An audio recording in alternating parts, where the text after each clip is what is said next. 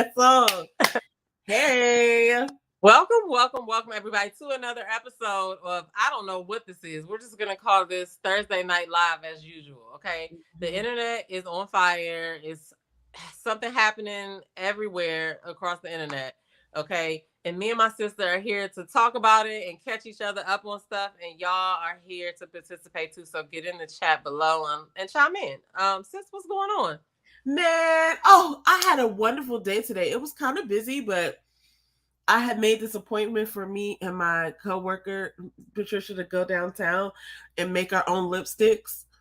It was so fun. It's a place called the Lip Lab, and we went on our lunch break, but it was so fun. Like, so what is it, like a lipstick factory or something? Like, how so basically, I had to make an appointment. I made the appointment in December, but it was for January, and then I had to go and get some dental work done, so I had to cancel it. So then the only the next earliest appointment was like a month away.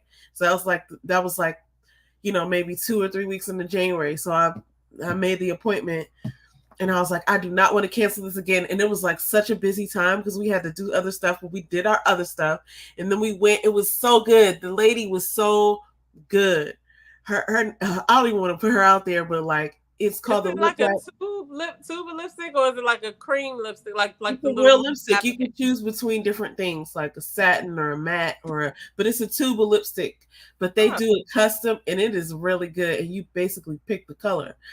I'm wearing it now, but I have some lip gloss on top of it. This is actually the matte, but I wanted a nude. I was like, I want a true nude because my lips are darker. And I was like, I want it to be able to look like I'm just wearing lip gloss. It's perfect. Let me put a little pink in there. That's tight.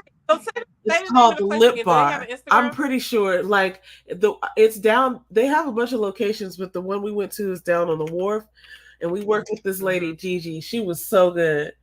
So, shout out to Gigi. Shout out to you, girl. So let me see if I can find it. But so yeah, that's what's. I didn't even tell you about that. But when you asked me how was my day, I was like, that was the best. That was like the best part of my day. It was such an amazing experience. She mixed the colors right there, and then first go around, and it'll be like, what would you change? And it was like, add some more of this, and then she got this, and then I wanted the perfect color red for me. I got the perfect red. I'm sorry, everybody. So how did you work your way to the perfect red? Because I've seen like all these charts all over the internet that'd be like, if you're this color, wear this red. If you're this color, this shade, wear this red. So I don't know how to wear lipstick like that. Okay, here's what I watch a lot of makeup videos, and so I kind of knew what I was looking for. And then when I got there, Gigi's a scientist, y'all. So she knew what she was doing. So when I was telling her what I was thinking, so basically you come to the counter and they sanitize your thing, and then you have a little palette and all those things, and then they're like, here's how this experience is gonna go. And then they tell you, and then she was like, I'm gonna look at your hair, your undertones, you're this, you're that, and I'm gonna tell you what I think, right? So like through the experience, I knew I needed like a bluer tone red because a lot of reds look orange on me, and so I was like, I think I need something bluer in tone. She was like, yes, you're right, and I was like, okay. So she knew what I was talking about, and I told her like I wanted to be. You get to name it too. Question. You get to name it too, and I was like, I wanted to be the type of red where you could get like. Somebody could cuss you, like you could cuss somebody out, but all they could be thinking about is, damn, but that lipstick though, right? So I named it What a Bitch. She hear that lady over there talking about what a bitch. But you see that lipstick though? That was the perfect color. Okay, I gotta see. You gotta show it to me when I come over. Yeah. So anyway, I wanted to say that, and then I'll pull this up right now. Here it is, Lip Lab.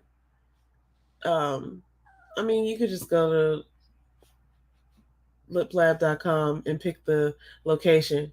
But it was really, the experience I had was really good because of this woman who knew exactly what she was doing.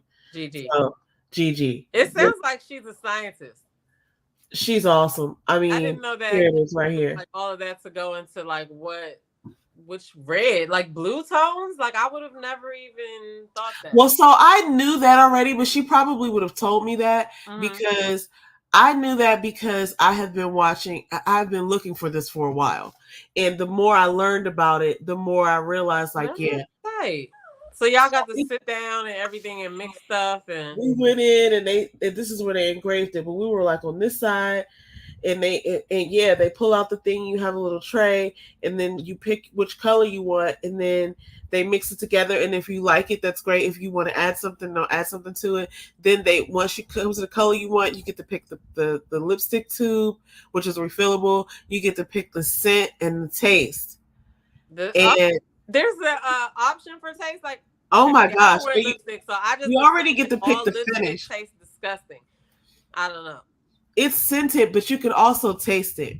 So I got sugar cookie or something like that. Oh, but it's like, yeah, I mean, it's great. Okay. But yeah, it was a good experience. I definitely highly recommend. If you go to the one in Southwest on the Wharf in DC, then ask for Gigi.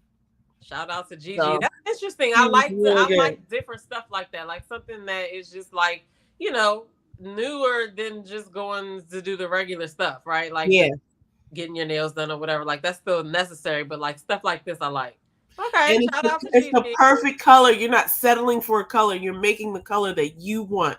So it's really interesting. Taking your skin tone and stuff into account while making it. Like, that's tight. Mm-hmm. So you're basically making one of a kind colors. I was about to say, so you said it was refillable. Would you have to go back to mix the stuff again? Do they save your formula? Yeah, they save your profile. So these are the questions I asked too. Like, what if I want to come back, but I want one that's a little bit darker? Yeah, you just bring that up, and then they'll just go from there. She said no, they got to start from scratch. Well, if you do that, but if you want to order the exact same thing because it's a measurement, it's a formula, and then they scale it up. Okay. So, but the way they measure it is super cool. They put it on this like little card, and then they spread it out, and then it tells you how much the ratio is, and then they weigh the product and melt it together. So it's like they're mixing it together the way you want it, and then they're measuring as they go. Like, okay, it's this much red, there's this much brown, there's this much, you know what I mean? So, and then it just turns out perfectly. It's like it's the lab. You know what's crazy awesome. Though? Yeah, that seems like that is gonna be something really successful, because when you think about, I don't wear lipstick like that. I have a couple of different lipsticks, but I'm about to start getting into it once I start learning these blue tones that you're talking about. But when you go into the store, you're looking for lipstick or you're looking at lip glosses and stuff like that, it's always some color that is nobody wants it, right? It's just there. Yeah, a whole bunch of it. Yeah. This place, they don't have nothing left over. They're just making things to order, and all they got to do is get the color of the lipsticks to mix together. Yeah, that's right. It's nice. I want to go. Okay, yeah, we should go. Okay, how was your week? I didn't even. My week was good. Today's Thursday. My week was good. My week was good. It was a short week. Yeah, it was. Monday was a holiday, so yeah, I had a really good weekend then, because I forgot that Monday was a holiday. But my week was good. I mean, I don't know. I've just been excited and happy, and I'm on this new workout routine, because what I do is I change Hey, Gwendolyn. I change my workout routine like every 6 weeks. I'm not gonna do the same thing all year long, right? Because I don't want to like my body to get used to it. So, and it's so funny. I can't wait to like explain to my first group of people like what my workout routine consists of. Because people think I do so much and I don't, but I'm just consistent in the stuff that I do, and there's certain things that I make sure that I actually like have to do or whatever. But it's not like overwhelming as I thought it would be when I was thinking, oh, I gotta create a workout routine. But I started that new routine this weekend or whatever, and it involves like, you sent me a picture of the evolution of a mom hug, and it was like, down, crouch down, and then this. Yeah, so that crouch down I haven't been able to do in decades, right? And so I'm like, I want to be able to bend and reach and stuff like that. So one of the things that I'm doing is I'm stretching I do a full body stretch every morning, which I usually stretch, but not like I'm stretching right now. Like I'm stretching now consistently for flexibility. You know what I'm saying? just to be like, okay, I put my body in that position so it doesn't forget how to get into that position. Because I couldn't sit Indian style for a long time. I used to sit Indian style for, when I was a kid, but then I don't know, you stop doing stuff and you can't really, bend and reach like that. But anyway, no, I feel you. It's the same here. I wonder sometimes how I was ever able to do some of the things that I had energy to do, and like, just I don't know. I need to get back there as well. But it was so interesting because it was like then your person your child gets taller than you, and now you're reaching up. It was like that's hilarious. Yes. Okay, so anyway, so I started that this week and I feel really good about it because I feel, I just feel really good about it.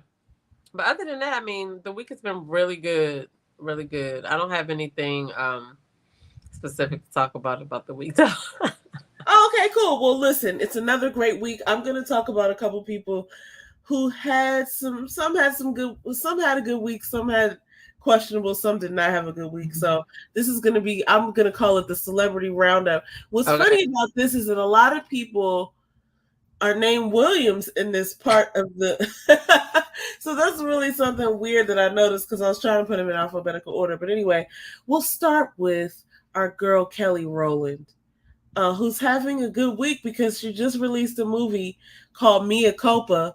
And you had pointed out, like, I didn't realize she was the lead in the film. I knew she was associated with it. But it's a pretty dope thing to be the star of a film. It's a drama legal thriller. And when was it released? Oh, it says February 23rd, so it's not even out yet. Okay, so it's tomorrow, right? Yeah, I was like, oh, I didn't even realize I need to watch it, and I realize now that it's not out yet. So, but she's doing her promo. Now, here's the issues that Kelly Rowland has been having. She's doing her promo for this film that is obviously just about to be released tomorrow. And I must have been looking at the trailer then. I wasn't watching the trailer, but you see the picture of it.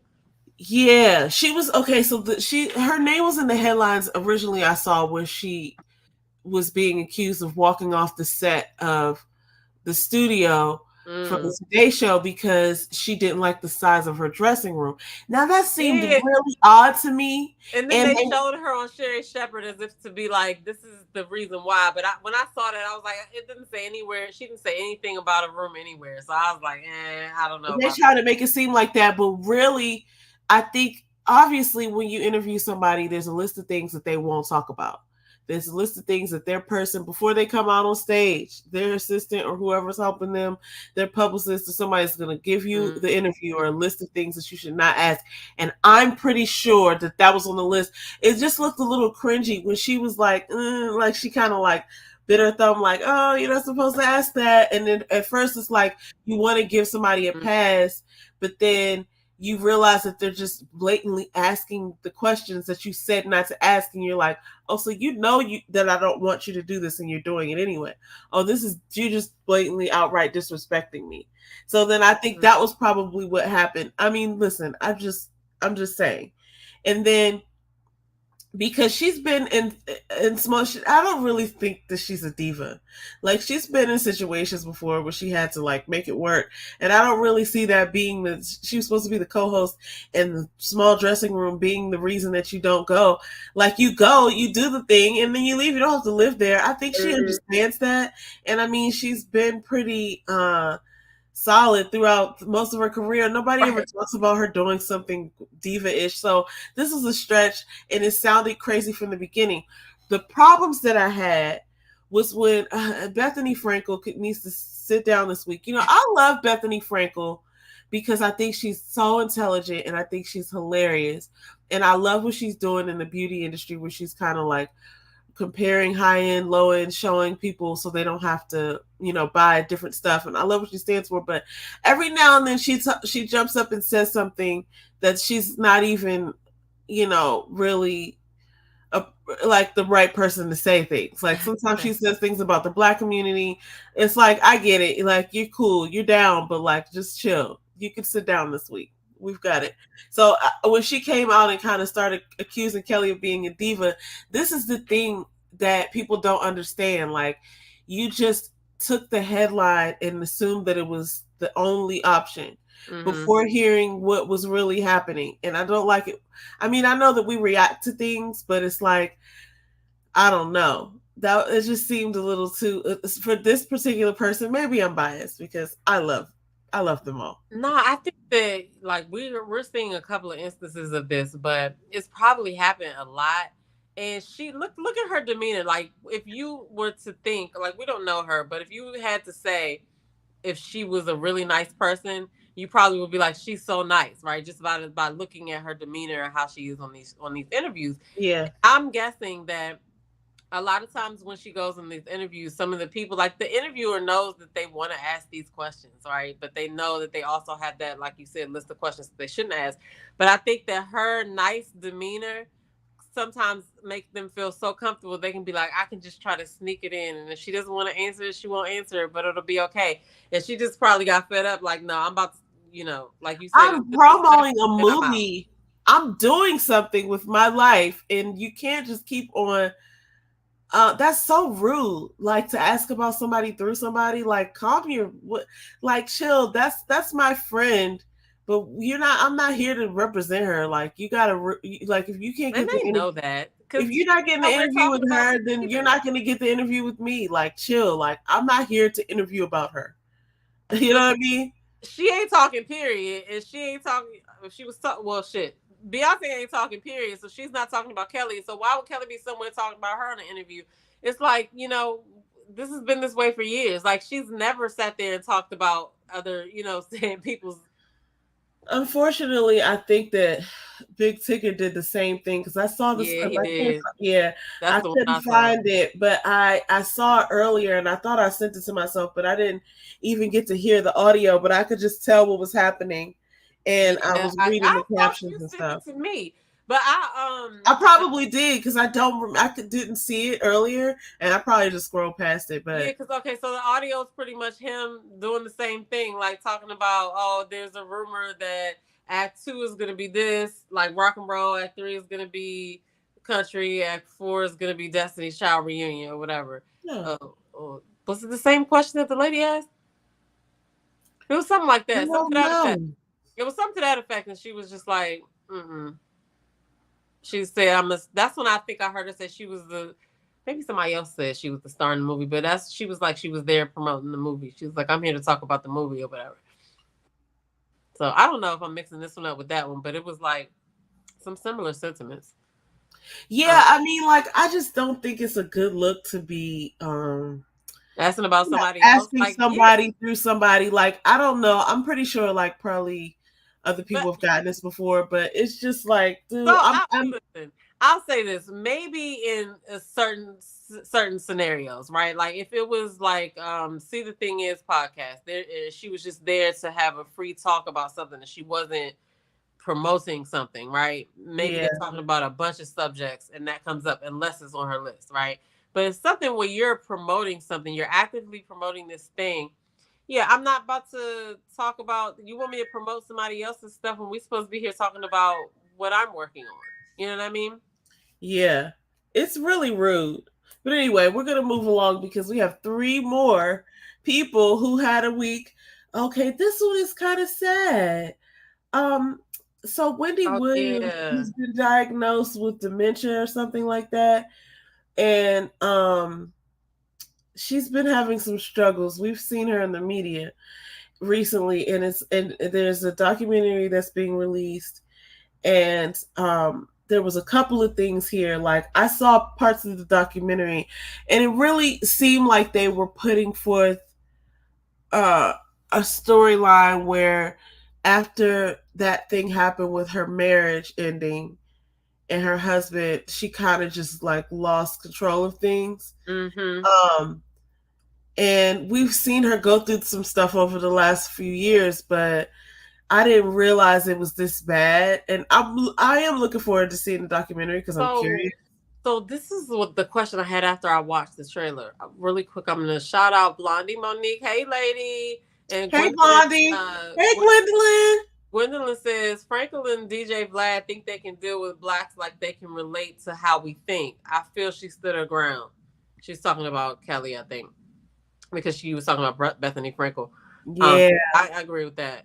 But okay, so this documentary for Wendy Williams, what I was wondering, so are they saying that she was trying to film this documentary like before her sicknesses really set in, and they caught that on the documentary? I did not know that. I don't know. I'm asking. So I like don't. They didn't decide to do the documentary after she.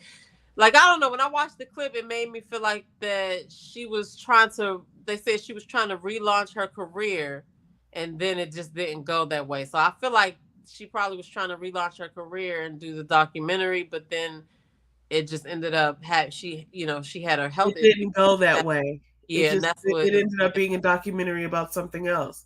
Yeah. Yeah. How old is she again? Because they say her age, but I thought I heard it wrong. Is she 56? Oh. How old is she?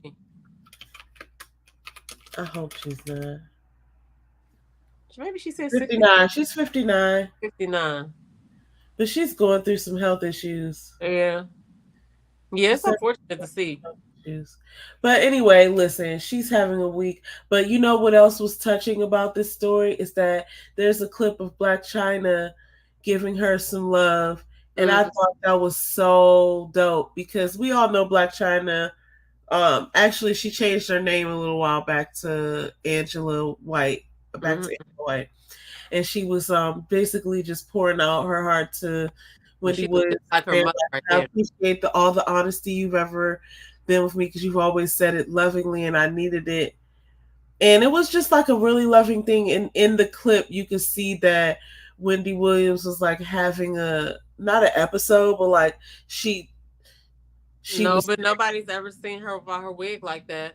And Blac Chyna looked just like, Angela looks just like her mother, Tokyo Toni. Like they are such twins. Anyway. She was just telling her that she really appreciates her being kind. And then towards the end, Wendy Williams sort of like was saying like what her name was and stuff. And then she was like, you could tell that she wasn't all the way there. Mm-hmm. And it was like, Angela just reached over and hugged her. And I mean, because you just imagine that though, like, she is not herself. And like, we know how we know Wendy, right? From the TV show and her personality and everything. So like that, just even watching the clip was just like, oh my God, you know what I'm saying? Like, that's Wendy. Like, yeah, it looks like her, but you know what I mean? Like, yeah. So, but I do want to watch the documentary. Absolutely. Yeah, and I hope that she's able to just have a good rest of her life. I don't know if this is like a disease that's gonna be really hard on her or what, but Gwendolyn says that Wendy Williams has the same diagnosis as Bruce Willis. Okay. I did not know that. I'm gonna have to look into it anyway because I read it. I didn't really know what.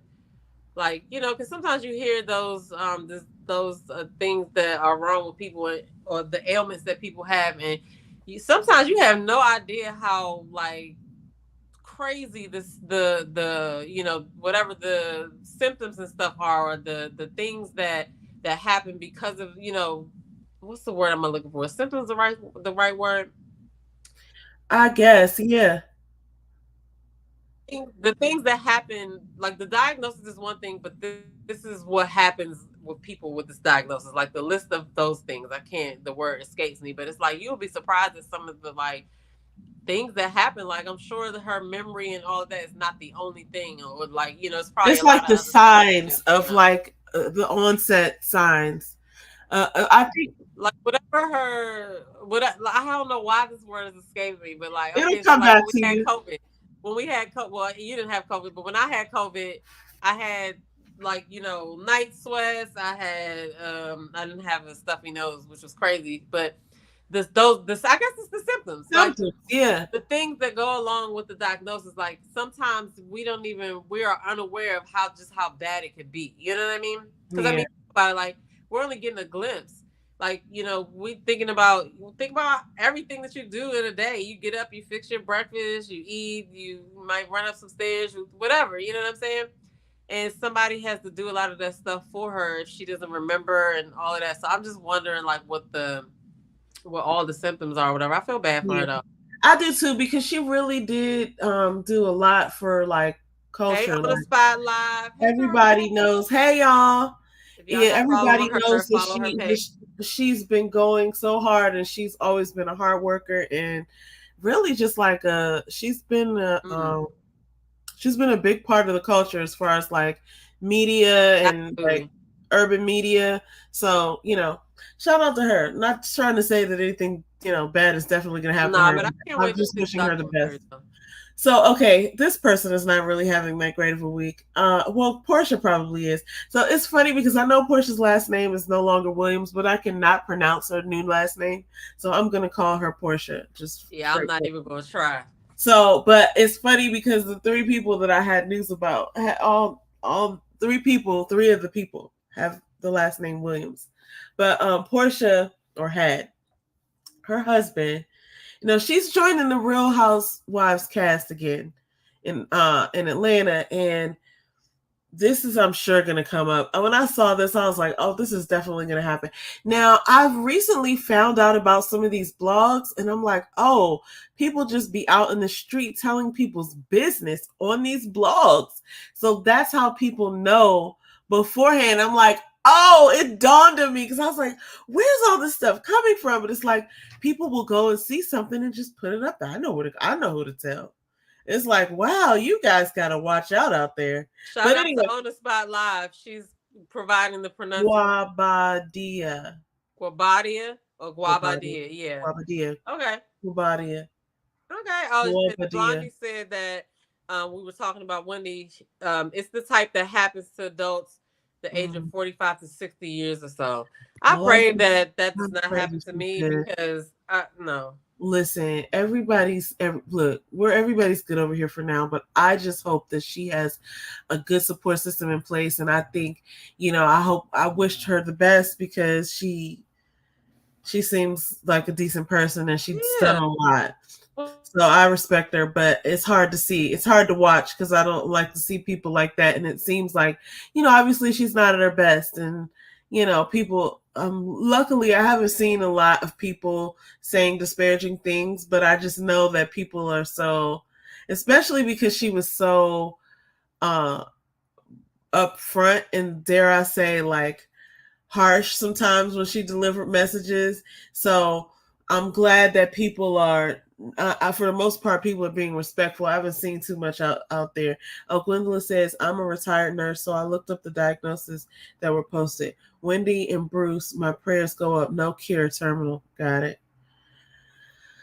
Well, listen. Which is crazy to me. Wish them the best. That, and this is kind of wild to be saying in itself. But it's 2024, right? It's just crazy to me how we can figure out to do certain things, but we can't figure out how to do other things, right? That like cure certain diseases or whatever, but we can figure out how to do some other crazy stuff. I know. Down to creating like robots to do stuff that humans do. Like we had all that time to do that. It's just so interesting. Or people are now. So I've been watching this Netflix thing called Black Mirror or something. Yo. And I've seen a couple of them where they put in like the virtual reality and stuff, and them jokes are disturbing. Okay, I'm gonna have to catch them. I know it's a show, but some of them jokes be messing with my mind. I mean, like, oh my god, I wish I didn't see that. Or we'll be like, what would you do if you were in this situation? And it's one like that we were talking about last was crazy, but now that we have ChatGPT, I could see that happening or whatever. And it's just which one? The one that was like the Who is Joan one.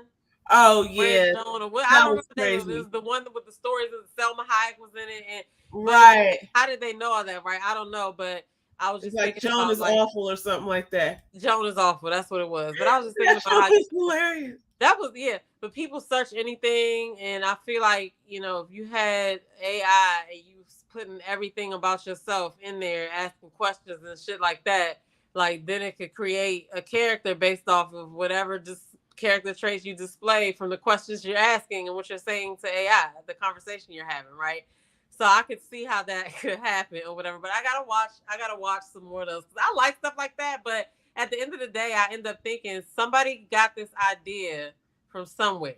It's on this TV show, and yeah, it's a fictional TV show based on whatever it is based on, but the idea still exists. So and now it's some things that like are, I don't know, like we get ready to go into a new realm with the way people have access to our information and the way that things are going sort of virtual now.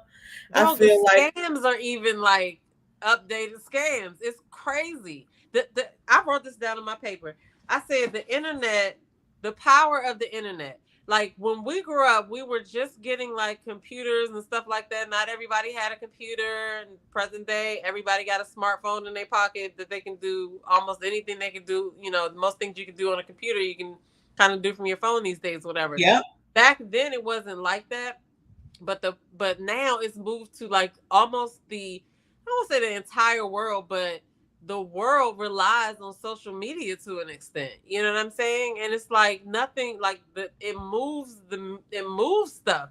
It's so crazy. And then like one little thing could have this huge effect. And we're gonna talk about that Risa Tisa thing at the end, because that's also another thing. Like, it's just how powerful it is. Now other people are doing the same thing and exposing their stories, and even not even just doing these little mini series, but they're going on like social media, YouTube pages. Like, you know, you got a community wall on YouTube or whatever. You could post on it like you post to your Facebook, and you like people are putting like long things about shit they want to expose.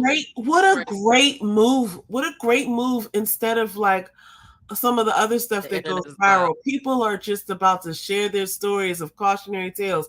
I think that's dope, because we could all learn from these things. And when we get into that, lady, I'm gonna say this, but it's wild the way that we're learning from each other's experiences, and other people have gone through similar things, and some people don't know to look for that. And sometimes when you're going through something, I didn't have an experience like that. Sometimes when you're going through something, you think to yourself, no, nobody could possibly be lying this good.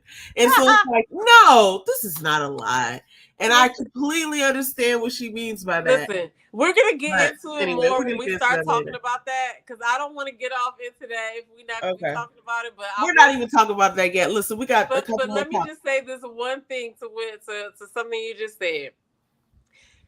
Like, it all boils down to how bad do you want to believe somebody, okay?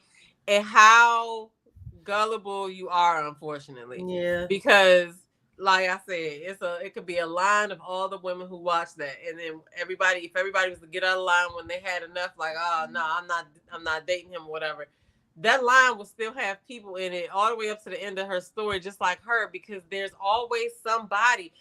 Listen, and I don't know why people are acting like they never had a situation where they were a fool for a guy. It may not have been to that extent, but there's had to be one time where somebody tried to play you for a fool. You know what I mean? But there's people out here lying for a whole living. They're lying to get by in the lie. Listen, and they know exactly like they know how to spot a good person with the opportunity, and then they know how to, like, you know, especially if it has never happened to you, why would you be cautious of someone asking you? You would just go along with it and be like, sure, of course, this has to be the truth. So every person that this person hasn't met stands a chance of getting got at least once, because of the outrageousness of your lie. We got to stop talking about this until we get there. Okay, listen.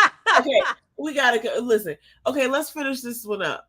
Oh wait, Gwendolyn says, I was thinking the same thing. Oh, go ahead. No, she was saying that in terms of, I think when we were talking about, it's 2024 and they can't find how to cure stuff. They can figure out how to make self-driving cars. Mm-hmm. And she said, then look how many people are in poor health. Yeah. Like, yeah, even if you just look around the world at like the body physique of people other places, nobody has our like makeup of all the different that we have here or whatever. And like back in the day, there was no like, my 600-pound life. But then it wasn't that many people in the world either. We didn't have that much food. Yeah, and we don't know. Some of those people might have just been unseen. And now we can see a lot of things and we can hear a lot of things. So I'm glad people are sharing cameras back. But so, okay, listen, let me just close this out. Portia and her husband are in the media because he has basically been accused of being a scammer, and the judge basically denied. He was denied like citizenship because of something that has taken place in the past. So I don't know this about him, but I did wonder when I realized that she was gonna be his wife, and she had been to the lady's house, and then it was weird. But I wondered when I found out that apparently he's rich. I wondered how he had made his money, right? Like, what is he into? Like, what business, what field is he in? And I could never find an answer. I Googled it, but then I must have gotten bored and been like, I really don't care. So, but he, is apparently, so now this is coming back out, and I know it's going to be a part of the show. But I wonder, though, what do you think? Do you think they do stuff like this as a part of their storyline? So they can have a storyline, or do you think it's really true and it's horrible timing that it's coming out right before? No, I do think that they do it for a storyline. They have to have a storyline to be on the show. And like I was saying in the last video, storyline doesn't mean fake, right? It doesn't necessarily mean fake. It just means, what do you have going on, right? And are you willing to film to talk about it on camera? Yeah. And just let it play out. I mean, because if you think about it, like when you get, I don't want to go around the Marbury bush. I'm gonna try to keep this short and sweet. But when you get a job, you don't really know how to do that job. When you get that job, you have your set of skills, but then you have to go learn and see how everything goes. And then once you learn the game, then you go forward like that. So anybody that's been on reality TV a couple of times, I feel like after that couple of times, they get a hang of the game and just like, okay, well, I'm willing to let this be talked about in film. Yeah, that's true. And then it plays out. So I feel like some of these situations are real. Now, do I think there are some fake ones that are, we're going to make this up? Yes. But I think that at the end of the day, she started this on the internet, right? It was like, all over the internet, and it's got to finish fucking playing out because we're going to find out because it started on the internet. The internet is fucking wild. That's what I'm saying. Back in the day, none of the things that are happening now would happen. Like, you can find anything you want on the internet right now. Like, we could be having a conversation, and I could pull up a video to show you exactly what I'm talking about. It's true. It's true. And I mean, but that's a good thing. But then there also are downfalls, as we're going to talk about later, to how wild the fucking internet is. But yeah, I think that I think that this is like what's happening. He's really deported. He's really, and she just has to go for it. And now she's, let me back on the show. What's up? Pay me for my pain. Yeah, and she's gonna still be entitled to whatever money he's able to keep.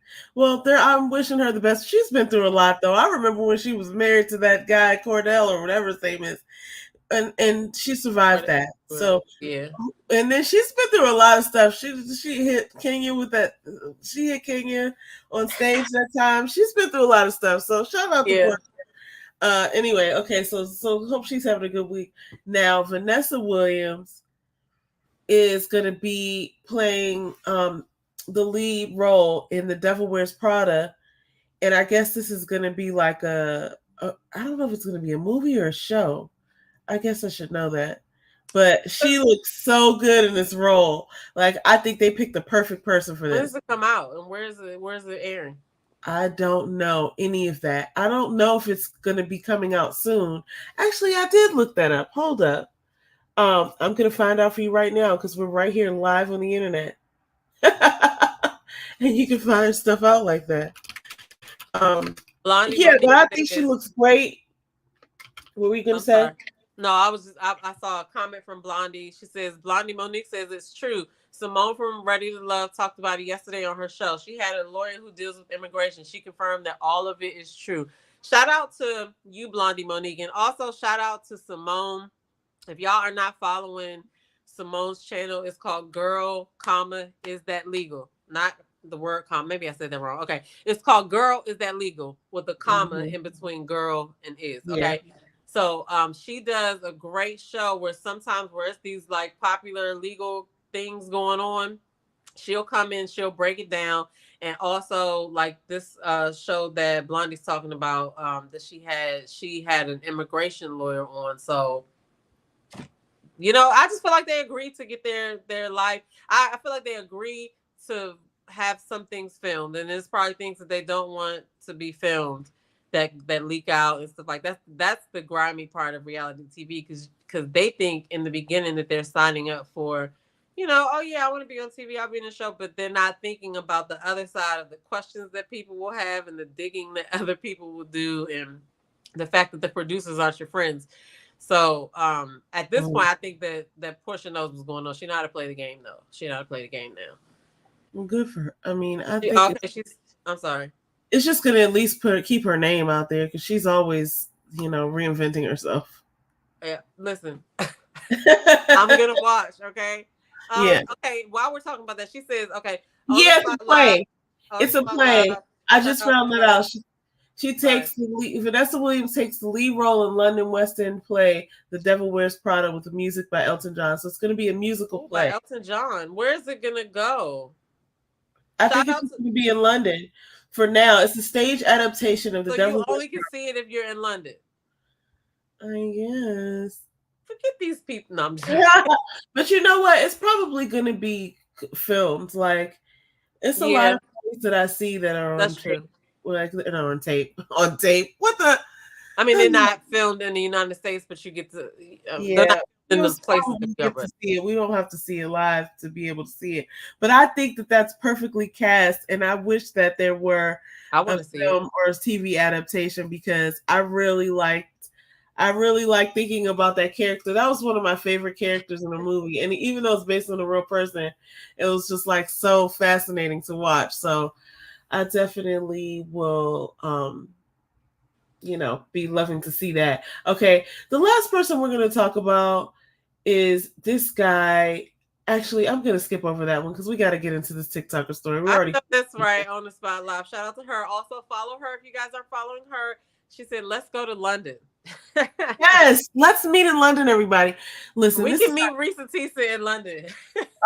Listen, before we get there, let me just say this. This is a clip of Kev on stage. So you remember this guy, right? Okay, this is a clip of Kev on stage discovering and reacting to this clip about this guy who I feel was just cat. Obviously, this guy, and I feel bad that he was out there because I know this show, right? We watch Social Proof all the time, but Kev on stage, it seemed like he hadn't seen it before because he was like the interviewer and this and that, and I would have thought he would have known because there's only one feed. That's one thing that I be thinking about sometimes. Like, this is a great example of that. There's one feed. So you're going to run in, you're going to see, I know there's algorithms and all that stuff at play, but if you put out a bunch of content, chances are somebody's going to run into your content because it's one feed. They're all dumping into the same feed. You might not see exactly everything, but if you keep going, you're going to get out there. So it was shocking to me that he didn't know who. I'm shocked about that too. But it was a funny review of, he was talking about it, and he talked about it on his podcast too. Like, he has one of his podcasts with Angel, that chick Angel, and they talked about this too. But I felt like this poor guy was such an idiot, and I feel bad for him because I don't feel bad for him for real. Like, whose husband is that? The fact that he's going viral like this, whoever's husband that was, I feel for that young lady because I know she was like, I do not want people to know that I'm the person that's taking this, right? And the way that he answered it, he thought he was just saying something. I think he was lying. I think he was trying to come up with something on the spot because that's true. I think he was just like, give me an example. He was like, yeah, so there was a bear, and then the bear had on an orange jacket, right? Because it was orange, and I thought it was one, but he had on two. Yeah. And then I was like, wow, he has on two orange jackets. It was so cringe because I was just like, he cannot really be serious. Like, yeah, because when he was saying it, I was really like, I know he's not saying this like this, but Kevin did it good. Kevin did it good. He when I saw that, I could not stop laughing. Yo, it was y'all hilarious. Don't know this podcast. It is called the Social Proof Podcast, and they do all things entrepreneur and podcast. Okay, teach you how to start a podcast. There's a lot of entrepreneurial tips over there, and they're great interviewers. I mean, that's all I would say. I'm not even gonna say mad, but Donnie, I only seen her appear on one of those hot seats, and she was, drilling. And so I was like, yeah. She was like, you lucky I wasn't there on this or something like that. I think this is the one she was talking about. Donnie's tough. I wouldn't want her to be. I see her. It was with a lady. I remember she was like, you don't like me right now. She was like, I can't remember whether she was like, no, I don't. Or she was like, no, it's fine. I can't remember. Yeah, she was like, no, it's fine. But she straightened her Instagram and stuff up though. She did, she did change her stuff. So, well, listen, I realized that, that's what I was gonna say. Kev on stage be working really hard, and so does Chance of them. But I just wanted to shout out Kev on stage and Tabitha Brown actually, because every time I look up, they're promoting something.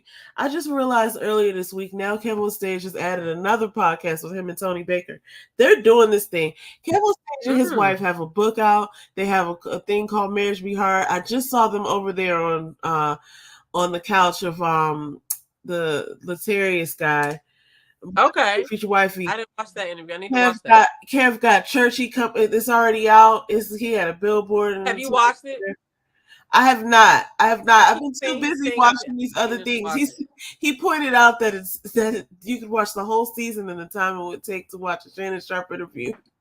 He says you can watch a whole season. It's shorter than that. And I was like, that's a really clever way to go ahead and do that. But there's a bunch of comedians that I know Mike Epps has to come out with something on Netflix. So, but anyway, Kev on Stage particularly, just wanted to give him a shout out because I know he has a lot going on and he's done it from the ground up. He hasn't, he hasn't made it in the traditional way of like, being put on TV or anything like that. Like he's been out here in these internet streets. And the other thing that I thought of, he had a couple shows, you know what I'm saying? But he started it from the grind. Yeah. Look, he's been out here with this Cat Williams thing, trying to get some attention too. So something dawned on me the other day that I thought was funny. Me and James were talking about when, like, the importance of being entrepreneurial, because I was hearing somewhere, and I don't know if this is real or not, but I was hearing that Country Wayne would pay some of his people for skits up to $1 million, like not per skit, but like, hey, come do skits with me and I'll pay you this, because he's getting like Facebook ad revenue money, and he's figured out a way to do it where he's not cursing. He has a demographic, and he basically was saying that he's very intelligent. I was wondering if those people got paid for those, because I see the skits all the time. I just never really have watched them like that. But he got a dude that used to be on Ready to Love on it. Let me tell you how interesting this is. That used to be. He was in the first season of Ready to Love. I totally believe that he's able to monetize because it's not easy, but it's so figure outable how to get into a space where you're offering something online and people are paying for it. And he's has this content, and he said that his demographic is like older people. So like not like old people, but like probably like between my age and our parents' age, right? Mm-hmm. Those are the people who are on Facebook watching his stuff faithfully. Mm-hmm.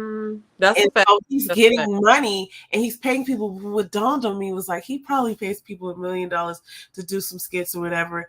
And then people like Taraji P. Henson are only getting $500,000 to do big picture things, and they still have to audition, and they still have to do these things. They're getting all these awards, and we think that they're making money, but they're not. And then Country Wayne is over here paying his people $1 million to come and work with him. And I was like, the irony in that.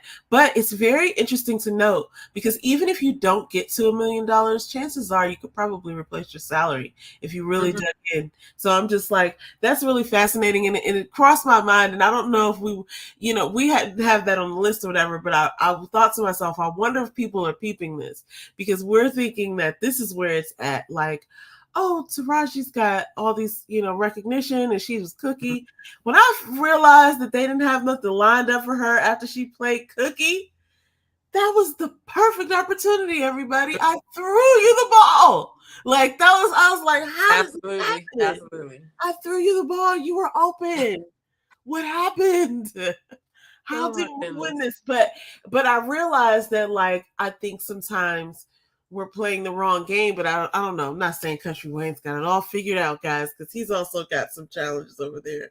No, but I think it's about collaboration. That's what I think it's about, because we all have our own unique thing that we're good at. Some people don't know what theirs is, some people do. But the point is, like, when you bring two people's heads together for one idea, you never know what comes out of it. You know what I'm saying? But when you have, situations where people can't work together, then nothing usually happens. But I think the answer is collaboration. Like, like, I can't wait to see Shane's interview Kev. Like, that's gonna happen. Yeah. You know what I'm saying? So, but it's like, I love to see when they make those, when I'm watching somebody rise up and do what they're doing, and then I see them meet somebody else who I also thought was watch do the same thing. It's really good to see them come, together, like he did with Later's. Like, they're both, successful in their own lanes. And that's the thing. Everybody doesn't realize they have their own lane. Like, everybody's not going to be your person, and that's cool. Like, everybody's not going to want to support what you have going on, but you have to believe in yourself and what you're doing, and the people will come. Like, even in our chat, we have people who just, we don't have 70,000 people in our chat, but we have people who actually want to hear us talk, right? Want to hear what we have to say, and we like to hear what they have to say. And listen, that's what I'm excited about. People that are actually engaging, that are real people, versus thousands of people that I don't even know, or that are bots or whatever. Like, so, I'm so excited for sure. I'm just saying that I'll end this by saying, just believe in what you got going on. Don't try to copy this person. Don't try to copy that person. Just see what you can do. Anyway, I'm off my soapbox. No, that was good. You know what's funny? That kind of ties into this next person. I just wanted to, everybody knows who this is, but I just recently was looking, like, every time this lady comes out with something, you think I was talking about Beyonce, but I'm not. I'm talking about Tabitha Brown. But Tabitha Brown be out there working like Beyonce. I'll tell you that. Mm-hmm. She got a book. She got Donna's Recipe. She got her podcast. She got spices and just different, like, lines of things coming out. And I just always like to support her. Like, she just... and to think, when, like, this is what I'm saying, I say this about working out. I say this about my business. I say this about a whole bunch of things. Like, I spent a lot of time sitting on the sidelines just watching other people do stuff. I remember watching Tabitha Brown's video of her reviewing some field roast vegan sausage, and I was like, oh, this lady's so funny. And then I saw her video about she went viral for the Whole Foods sandwich. It was the TTLA. It's like a vegan BLT or whatever. And I remember her from those days. And now look at her, because she believed in what she was doing. She got spices. She got popcorn. She got a book. She got a restaurant. She got all of these things. And she probably was only thinking about just wanting to be an actor and wanting to be successful. And, and she has been able to do a lot of things. And she probably was like, didn't even have this on the bucket list. I know. So I just all started with that belief. And everybody, I'm sorry, I have to say this too. Everybody was dogging her out about, like, retiring her husband. Shut up and have several seats, okay? So you can do what she's doing. Shut up and have several seats. I am so proud of her when I see stuff like that, because all it took was for her to believe and to try. That's it. Yeah. It ain't even like she created something perfect. I mean, not forget about the hair care stuff. Like, she probably has stuff that she wants to tweak and whatever, but you have to start with something, or nobody knows what the hell you're doing. You know what I'm saying? Let me just tell you, anyway, I just support so many things that she does, because she just has such a great attitude. And sometimes she just comes on and just is like, I don't know who needs to hear this, but you know, and then she'll just drop something that'll be like, it was me. I needed to hear that. She's just so uplifting, and she's just so positive. And all of the things that she's come out with that I've purchased have been things that are really good quality and like fun. Like, I have all the stuff, y'all. I got the spices, I got the hair stuff, I got the. Did you ever find the popcorn in any Target? No, I was so upset. Yeah, this is let this be a public service announcement to people about letting your husband put things back from your cart or talk you out of buying things in the store, because he was like, get it next time, but it's like, why not get it now? And I should have gotten it then because it wasn't there when I went back. Yeah, and see, my Target never got it. The one that's across, and I never felt like driving around to a whole bunch of Targets. And I was gonna order it online, but then it sold out, and I was just like, man, and it just never came back. So I don't know what happened with that, but I wanted to. I mean, I wanted to try it, but I did too, but. It is what it is, but I'm sure she'll come out with something else. But I just wanted to shout her out because she's great. All right, now we can ready to get into the dark side, y'all. Now, everybody know this lady. This was crazy. I don't even want to start with this picture. I want to start with another picture, but everybody know this lady out here, Reesa Teesa, I think. Reesa Teesa, yeah, Reesa Teesa. Okay, sorry. So she's out here. I mean, she's taken over the whole internet this last week because everybody's talking about the story that she's told, this 50-part story. It might have even been like a 50 and some change. About it was 52. It ended at 52. About how she got. I'm just gonna go to her TikTok about how she got by this guy. That's the worst way. It's the only way to put it. And she. Oh my God. I had gotten through some of it and I had considered, I didn't watch it on there. I watched it on YouTube. I think you had sent me the link to watch it on YouTube. So it was a little hard to figure out which ones I had watched, but then I was able to put it together because they had the number of the episodes or the number of, I guess the TikTok. The parts that she put it in. Yeah. So I watched somebody on YouTube that put it together that she would take 10 parts and put it into one. So it was like 4 or 5 parts or something like that. And they were like an hour. But I did want to say this because people are about to start doing this. Okay. Just get ready. It's going to be a whole bunch of these. I've already seen another one that I'll talk about after this. But if you're watching it on TikTok, just listen to that John like an audiobook. She did come on and say that. She was like, it was made to listen to like an audiobook. Yeah.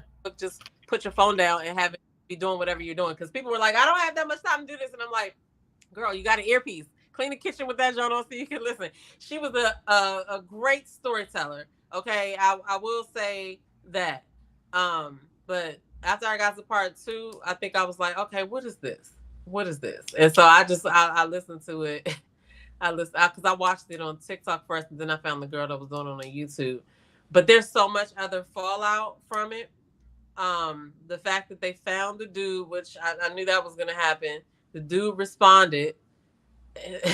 Let's just put it. Now, part of the thing was, I'm just going to assume that people have heard about this lady because I just got to go right in and start talking about. We have to talk about this, fam. This is the state of our community.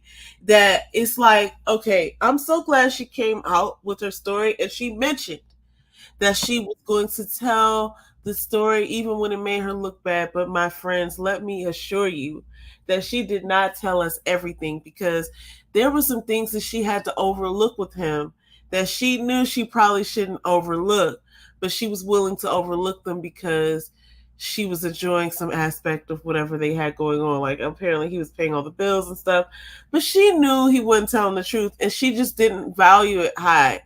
But I think, she valued it too lowly, basically. I won't say she didn't value it high, I don't know. But looking at this guy, it's like obvious to see that he's not who he says he is.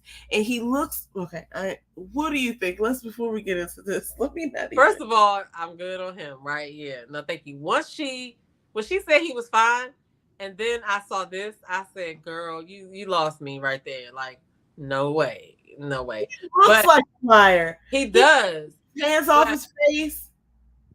Yeah. Those are all signs. Anyway, listen, I don't know what the heck he was even thinking, because, like, She said, "Do not believe nothing." He said, "Now I did have a moment where I was like, what if she's the pathological liar?" But No, there's no way. and people was like, oh, then I was like, what if they're in together? And I was like, no, that's too much to say. But you're right. There are things that she did not say. Like if she said all that she said, there was so much more that will probably completely just be, some of it's probably completely disgusting. You know what I'm saying? I can't imagine. But she did have, I don't believe that he was paying all the bills the whole time either. She still had her bills to pay. But yeah. Well, yeah. Because there was a time that she said, in the beginning, she said he was paying all the bills, even my car note, and giving me spending money. It was something to that effect. But then later on, she said she had her own bills and stuff like that. But I don't believe it. I think she was working with this dude. You know what I'm saying? I think that like she was working with whatever he was offering. If he didn't come with all the money, she wasn't tripping because she accepted a lot of other stuff or whatever. I feel bad that she got tricked like this.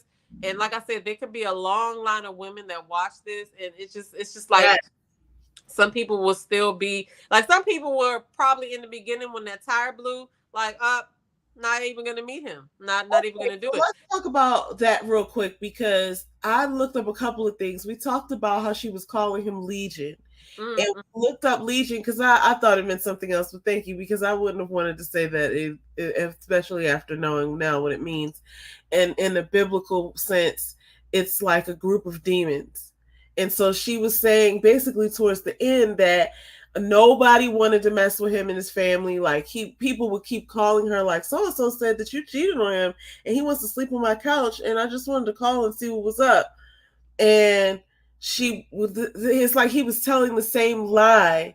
It's like he was, okay, look. So that's the other thing. She was not the first. Like Blondie Monique says, she watched the other ex-wife and another one of his ex's videos today, because the other day one of his ex-wife's sons came. He had to put his hands on this guy, but this was his wife 10 years ago.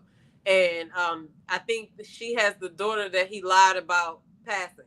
That's what the daughter, because the daughter actually went live too or whatever. But the lady has a radio show. But I don't know who the other ex was that came out. Blondie, if you know that person's name on TikTok or whatever, point me to that video. But she said if we didn't watch the ex video, we should. Because I saw the first wife's video. Well, the video she did, I didn't watch her radio show, but the video she did, she was saying that Reese Teesa is not lying. That's the kind of individual he is, and he was doing some of the same things in their relationship or whatever. And she said his ex said that he was paying her bills and she was able to quit her job for a while. Now, I believe, you know what? I don't even know what I'm doing here. What am I doing here? He probably was getting money for lying to everybody else too. So, okay, he was paying the bills. All right, I digress. I'm out. I'm off of that. Yeah. But it's apparently there's this like sort of adage or something that when you get a flat tire, it's a spiritual thing. And it's supposed to be your opportunity. It's supposed to be like God saying to you, slow down or go the other way.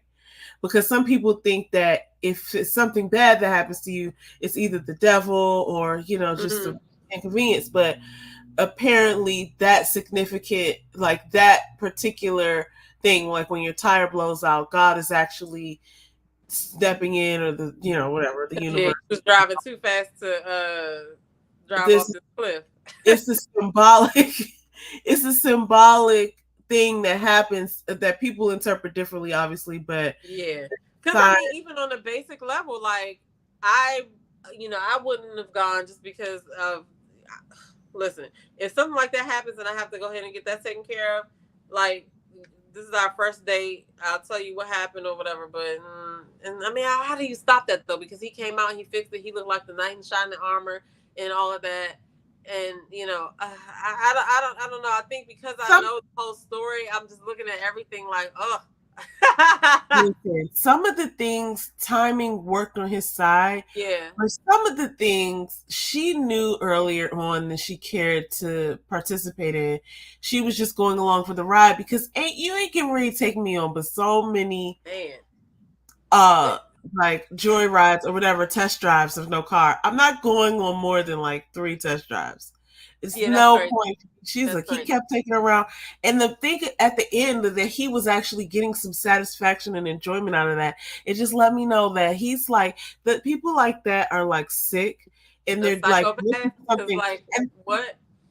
the commitment and audacity of his lies. It's like you wouldn't even think that somebody would be capable of lying about some of these things. Yo, and I have to imagine Phone that he started calls? to think that she was crazy because he was so committed to the lies, right?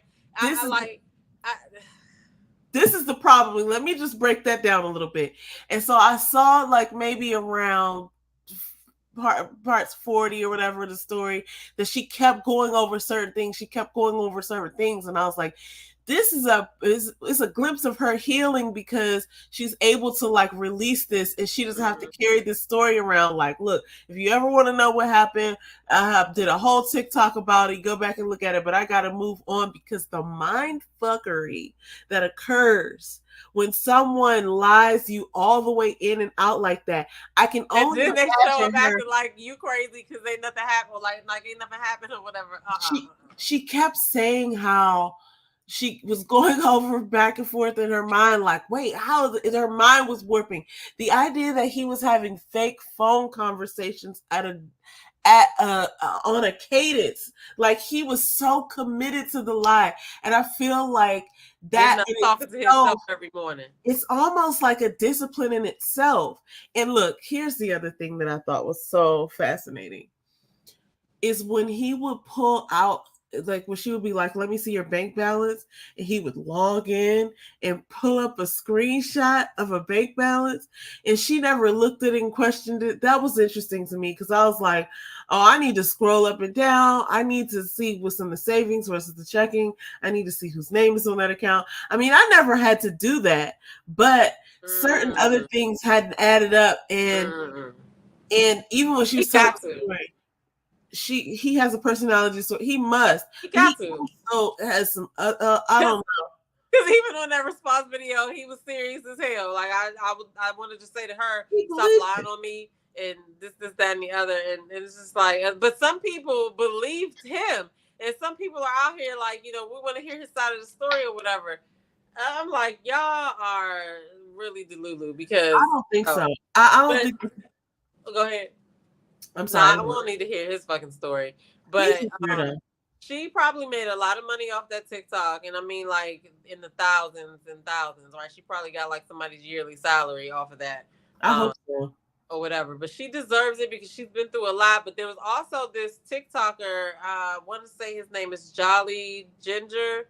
I may have his name wrong or whatever. But he's a TikToker. And he interviewed her or just had her on the show because they did a crowdfunding. They wanted to like get money for her to be able to go to London and Paris, and they wanted to take care of like the food, her food and room or whatever. And this girl came up, another sister came up and said she gonna buy her the flight, and she asked her what she wanted to fly on. She gonna get her a flight on Delta. They did raise like $3,000 for her to go and have spending money and stuff like that. So she will be going to London and Paris. So I feel like that was good or whatever. That's cool. But yeah, this thing was just so wow. But like I said, I think this is going to open up the door for a lot of other people to be open about the things that they have gone through, because those things traumatize you and they affect how you move on with other relationships. You know what I mean? Wow. Because nobody's out here talking about it. People are scared to be judged like they're judging her. Like, you ain't never been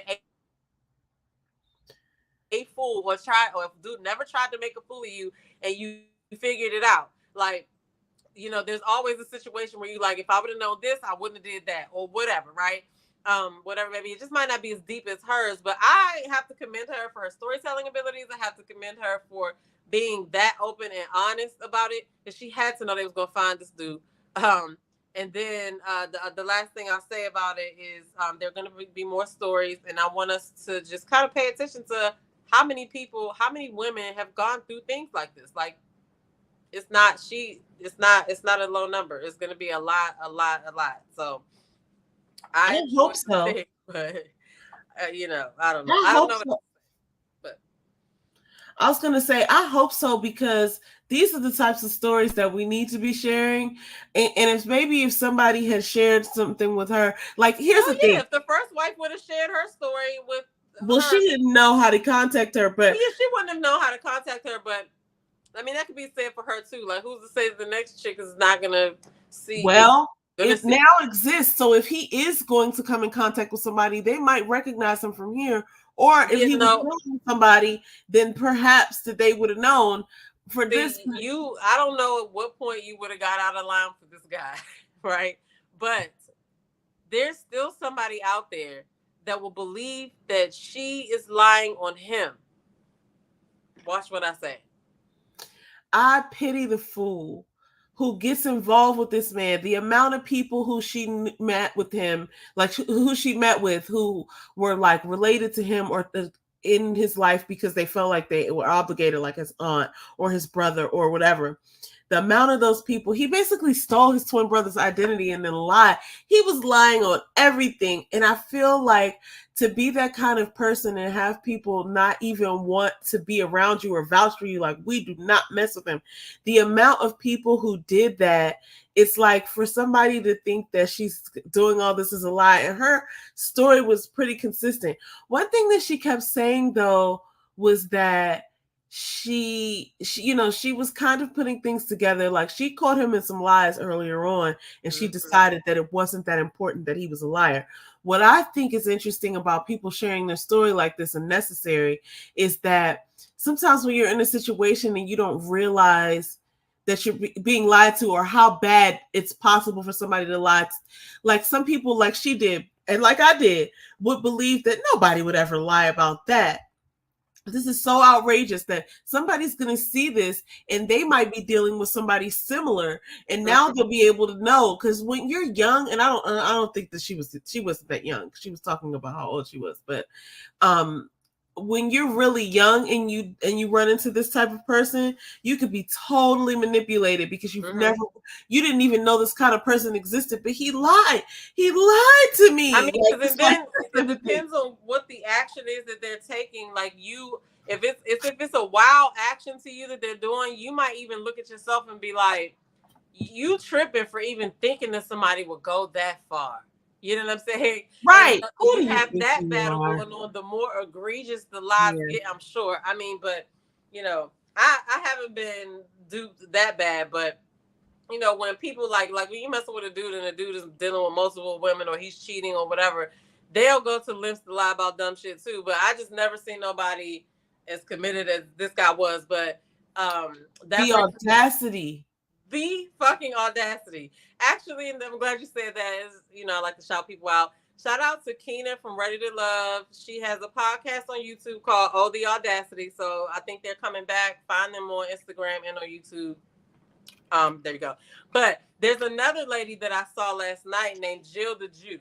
All right, JILLTHEJU. Anyway, her story was a bit similar, but it was funny because of her personality. She's actually really funny because even after she did her story, it wasn't 50 parts, but after she finished her story, she even did like Risa Tisa. She did like in the middle she would do a disclaimer video, and in the beginning she did a disclaimer video, and then in the middle she jumped in and was like, okay, let me fill you in on some of the comments I'm seeing up to this point or whatever. But then she answered some questions after that. And her personality is just hilarious. Then somebody had commented on one of these that you're showing, and it was like, so you was with Legion, or was Legion with you while such and such and such and such? And she was like, baby, I don't even know why you that person didn't watch none of her videos because they were thinking that she was Risa Tisa.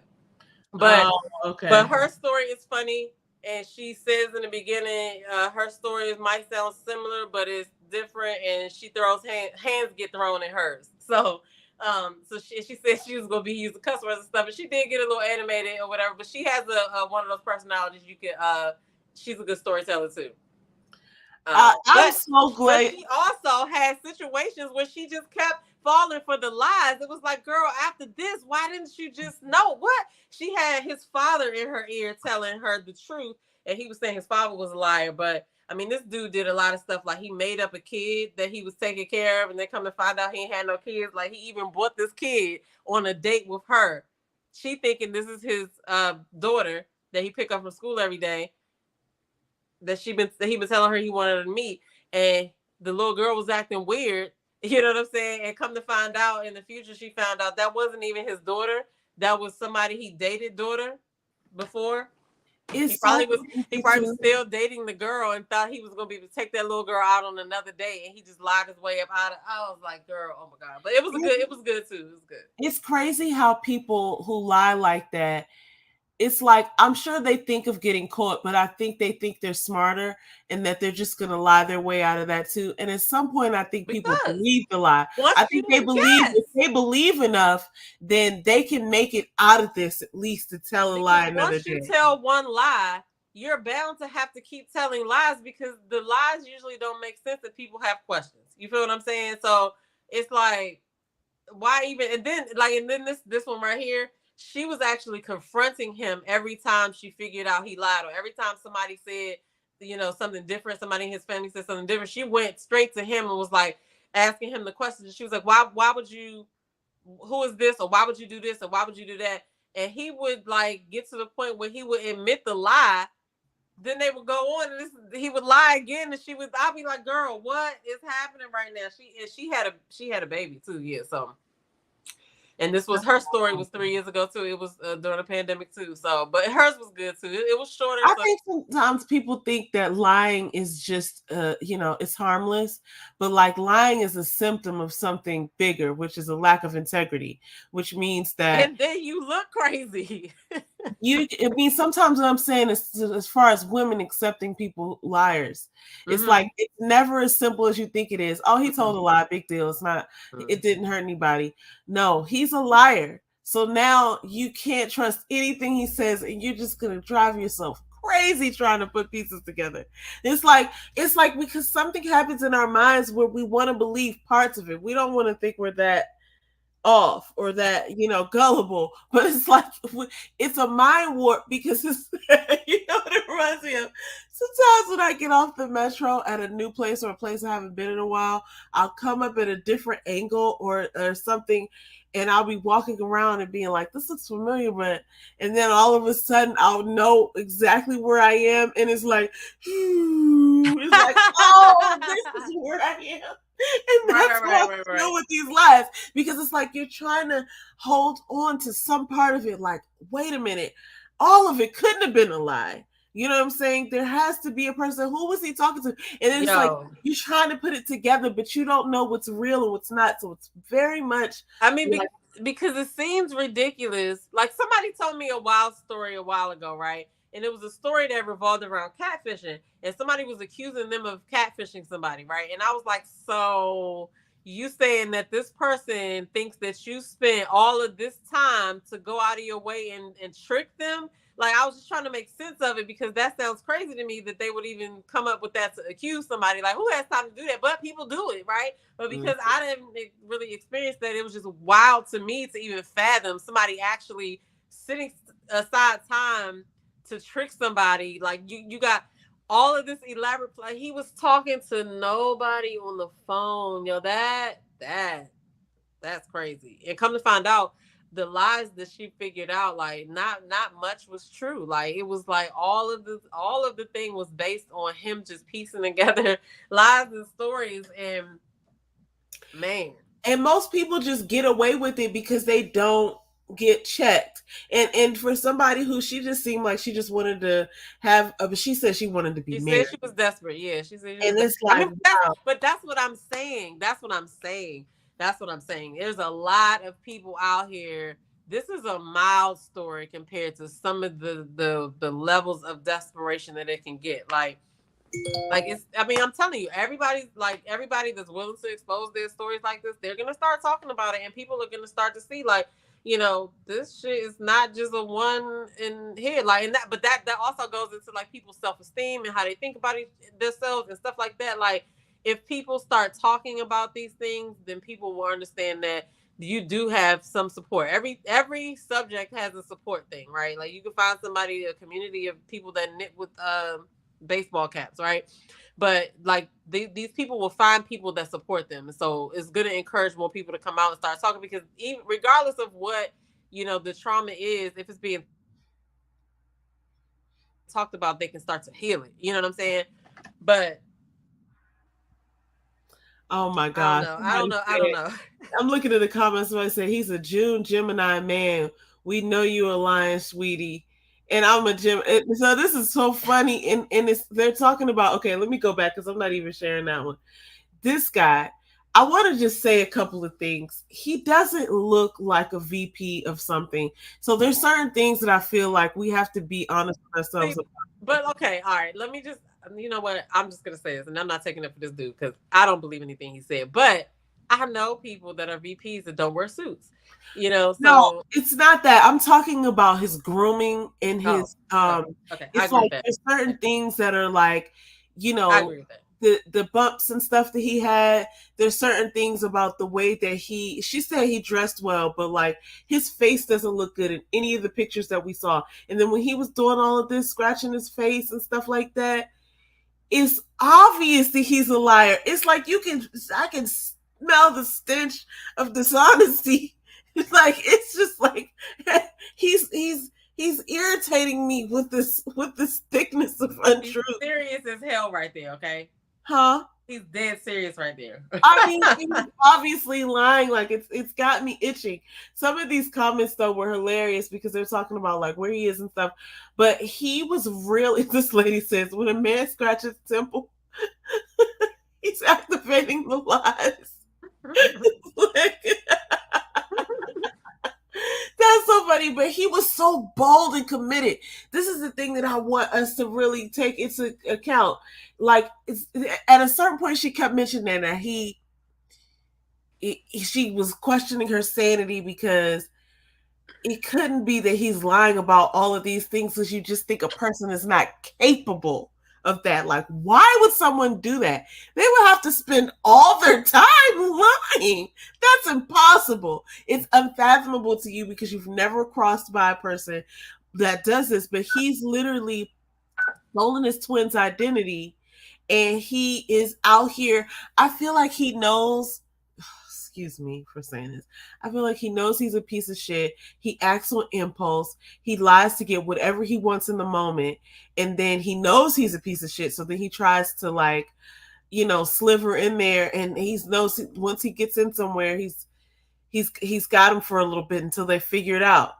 I think he's a slimy person like that, but I don't think he has the discipline. Now, this is the weird thing. He does have some discipline to be able to pull off some of this stuff. Like, to be able to have how did he get her on multiple every day, and to be able to go to work and get up and go to work and do what he was doing? Like, I don't understand. Like I said, when he said, he was fine or he was decent or whatever, like, I don't really like harp on people's looks like that, but I was like, Risa, no. Somebody said he's mentally unwell, and if that's the case, then I feel bad that this is happening, but at the same time, we need to beware of that, right? Like, I feel like, yeah, psychopathic it means unwell. You know what I'm saying? Well, there's a couple of things that you need to know about people like this so that you can avoid getting into trouble, because I think there are points at which you expect somebody to have a certain amount of decency, and then when they don't do that, a level of adrenaline can be released. And this could have really, I feel like he could have gotten killed doing some of this stuff. Like, I mean, to be honest, she could have gotten killed because she could have gotten killed if he wouldn't have left her house. She moved in with him very quickly, 2 weeks after they, met or whatever. Because the pandemic, I remember when I don't know when her city was locked down. though. I remember when we were locked down. Here's what I want to say. I'm sorry. I don't know. I don't want to cut you off. Go ahead. No, go ahead. I love watching the ID channel stuff. And some of this stuff was similar in the way that it's like somebody can push you to the edge before it's just like, I just snapped. And I think she did say she snapped at some point in this, but it's like somebody can play with your sanity or your whatever so much to the point where you're inches with insanity. And it's like, I couldn't take another lie. He had been lying to me, and I just knew he was lying, and I had the weapon in my hand, and I blacked out. And I feel like I've heard the similar things, like of people doing outrageous things. Like she was saying he was calling her 30 times an hour, Facebook calling her, which I don't know if you can. I don't know if she could have shut it off, but this is what I was thinking. If he would have gotten back in that house, or if somebody would have told him before she made him leave that he was entitled to be in the house because they weren't divorced, she would have a cause to want him unalived. You know what I'm saying? Like, it's like, oh, you've disgusted me. She worked with law enforcement too, so she probably knew what her boundaries were, though. She didn't know, and I didn't know that he had the legal right to stay in that house. No, because she was in law enforcement. She talked to those people, and the people she worked with, she said they told her that. So it's interesting because if he were able to get back in that house and she had to stay there and didn't have a place to go, I wonder if she would have. Well, okay. So this is what I thought happened. She found that information out from her law enforcement people. Somebody had been telling him that while he was outside of the house, and then he tried to come back, and that's when she set up the whole plan of coming to the house. So he was going to try to get back in there had she not rolled up with the police. Luckily, she was already on her way out then, but there had been some time that before he even knew that, when he had left. And what if he had never left? And this is what I'm saying about these types of situations, especially when people are mentally ill. Sometimes people stay too long and then they turn into ID channel stories. Because right now it's a Lifetime story about how I escaped. But if this had gone a little bit differently and he had to stay around and she knows he's a liar and they're in the same house, and that could just get very volatile. Yeah, she said she wasn't gonna do that, but who knows, right? But when she went in that room and saw the state that he was in, and when his knee was messed up, that reminded me of some things. But I also was just thinking to myself, that is a sad state of affairs. You know what I'm saying? Like, you've lied yourself all the way here. Part of me felt like, what if he believed the lie, right? Like we did. But like you remember that movie? Actually, it turned into a Mr. Glass movie and a whole series. But the guy was like, he had kidnapped these 3 teenage girls from the Walmart or something, and he had them underground, and he was like basically schizophrenic or something, and he was going out and he was going out to see his therapist. In the movie, he turned into something else, but like he had gotten taller throughout the movie. I cannot remember what this is, but it's a series connected to Mr. Glass with Samuel L. Jackson. But in the movie, before I knew what was happening, like he was like a villain or whatever, he was having these episodes where he was having experiences of different personalities that lived in his head. So he didn't have any control over it. But like when he was this one lady, he would put on a dress and heels. And when he was another personality, he would wear a hat and glasses. And then when he was another personality, and I wondered, like, is his vision changing for him to put on those glasses? Like, how medical or like how chemical is this, as far as like when you have what is the name of that show? Because that sounds similar to something I watched, but it was a lady instead, right? But it wasn't like that. But she used to play this drunk, one of her personalities was a drunk guy, and she used to like have this voice, and she used to wear these like little cut off, you know how those like a person with, okay, so you remember that dude, he's like What You Mean Burn? Remember those dude from Home Improvement style, cut off jean vest and a hat, and that's how she used to dress when she was the drunk person. But it was called United States of Terror or something. But she had that too. So I don't know. I don't know. Like I just think that both of them took a risk, because he also took a risk too, because she could have been crazier than him. She could have listen, I can't say that on YouTube, but she could have done something to make sure that he couldn't come back, or that if he wouldn't have left that night. She said she had her adrenaline going and he was going to leave, and she had said something to that exaggerated like I could have beat up all of the Kansas City Chiefs, and it's like I'm sure you felt that way, but you would have quickly learned otherwise. I'm sure you felt that way, but like if he had gotten to a situation where she felt like I can physically remove him from my home, even though he had a knee injury, I think that's a dirty game to play. And I'm not a dirty game, but it's a dangerous game to play. And if he would have decided that I'm not going nowhere and slammed the door or something, then it could have been like a whole misery situation. Well, luckily she still had some people in her life, right? He didn't really have no family in his life, but she probably could have called somebody and if that would have happened. But I mean, listen, I enjoyed the series. I'm gonna be looking on TikTok for more. It's called Split. This is a movie called Split. Yes, and it came out in 2016. Yeah, wait a minute. I feel like I did watch that. I feel like, or maybe I was trying to watch it and was that movie? I gotta go look, but I feel like I saw that. I gotta go watch it. But no, I think I'm gonna be looking for some more of these because it was interesting. Shantia said she was going to start doing one. Hers are funny. She's a great storyteller. If anybody follows me on TikTok, I'll share it if she doesn't. And y'all can see her stories because she got some bomb stories. They're not going to be about stuff like Rita T. So they're going to be like funny stories or whatever. But that's that. But also I want to, before we get to the end, I want to make sure that everybody follows Faith on her page. Yes, I'm a unicorn. It is in the description. And follow me on Buys Me to Joe. That's my other channel. And I will say too, like if you're a woman who's over 30 and you're trying to figure out how to constantly or be consistent in a workout routine, and I don't mean like a 60-minute workout routine. I'm just saying consistently move your body on a daily basis. Add it to your morning routine. Join my Transform Your Habits Facebook group because I give out like tips and food stuff. I, share my own struggles and we figure it out together because we're not going to be, out here with our health failing like dude with his bad knee and his bad God. But anyway, all of that is in the description. Did you have another topic that we had to cover, or was that our last topic? This was our last topic. I do want to read some of these comments. Yes. All the juice be in the comments as far as like funny stuff, and sometimes people will go in there.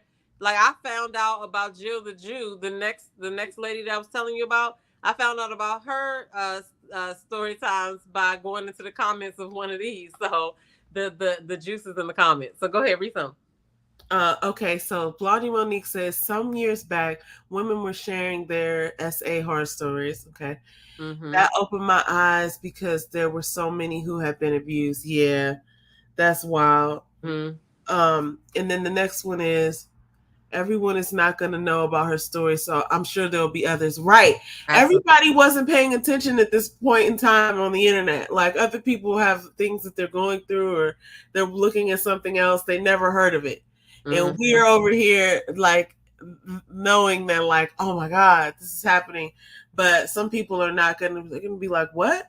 And I also enjoyed the people who commented on it. Like TikTok is made for you to stitch and duet, and I'm gonna start doing some of those because a lot of people's comments about like what was going on to her, like they were responding to her, they were stitching her videos.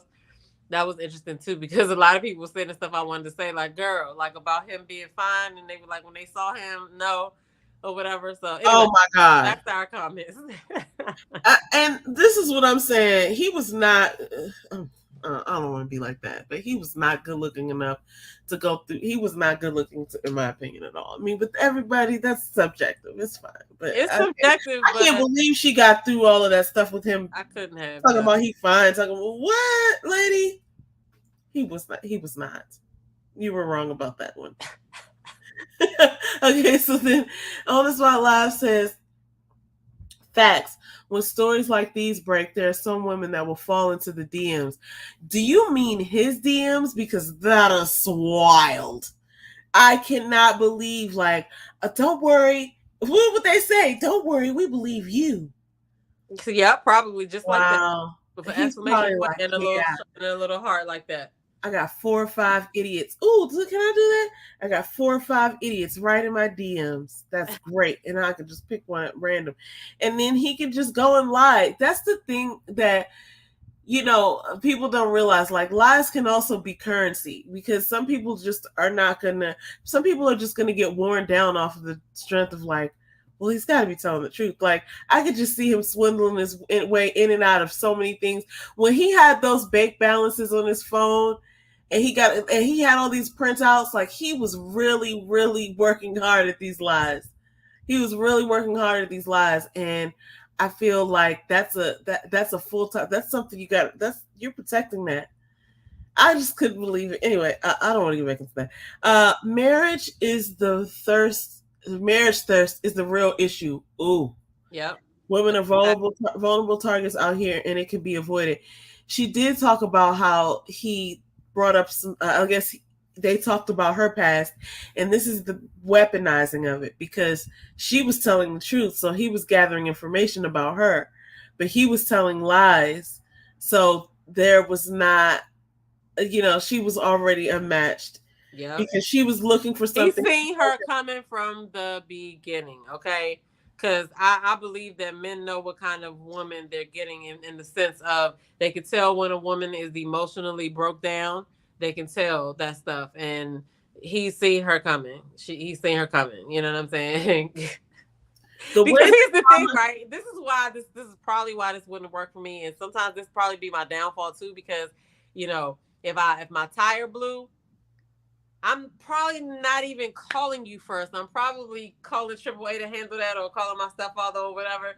And I'm gonna be calling you to say, "Hey, we can reschedule. I'm not coming." Like you know what I'm saying? So yeah, he wouldn't have had the chance to do that to me, but she might have called him in distress and stuff like that. And so he jumped in, but he knew that was his chance, because as soon as you give a dude a chance to do something and he wants to do it for you, he's going to break his neck to do it. And he had her at that point. I feel like people like this be having people at holding on to that potential that he didn't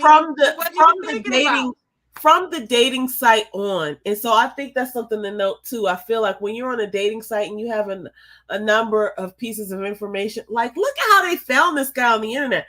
I wouldn't have been able to know what to look for. I was trying to figure out what condiment company she was talking about, but I didn't have no idea what to look for. And somebody knew too many facts. You gotta listen to it as if, okay, I didn't do any research on this guy or whatever, but I did want to know what the condiment company was, and I felt like I didn't do a deep dig, but I think it was like Savannah Sauce Company or something like that. That's like a sauce company in Georgia.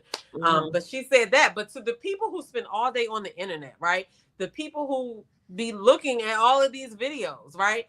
They have a certain set of research skills that are just unmatched, top tier. Okay, yeah. These are journalists. These are investigative.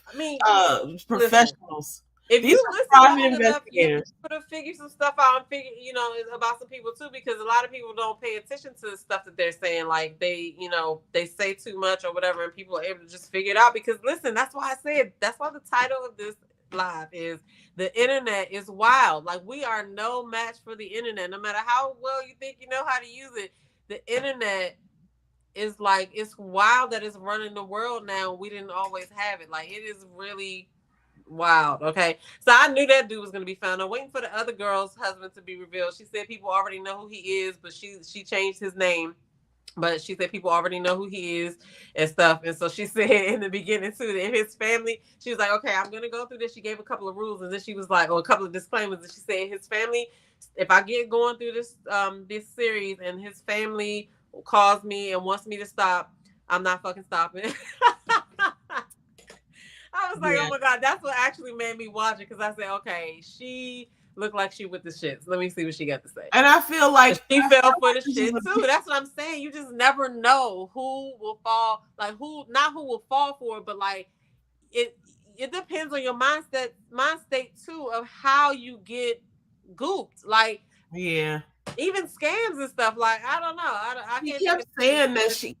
She kept saying that she was not the same person that she was before. Like she doesn't even remember who that person was, because she had been so swindled that I feel like she was describing like being robbed of your ability to trust people or something. It's like, I don't even remember what that's like.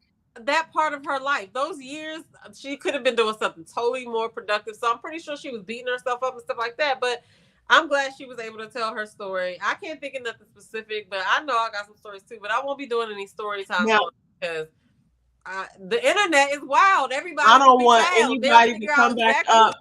Can you imagine talking about somebody and they come back up trying to talk to you again in your DMs or something? No, I don't even want. But I recognize that this is a big load off for her, so she can finally like move on. And I am glad to see that people donated money to her.